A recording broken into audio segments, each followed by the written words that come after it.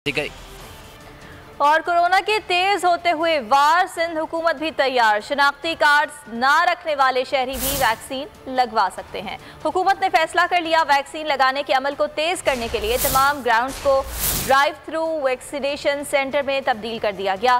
पहली मोबाइल बस vaccine service का आगाज।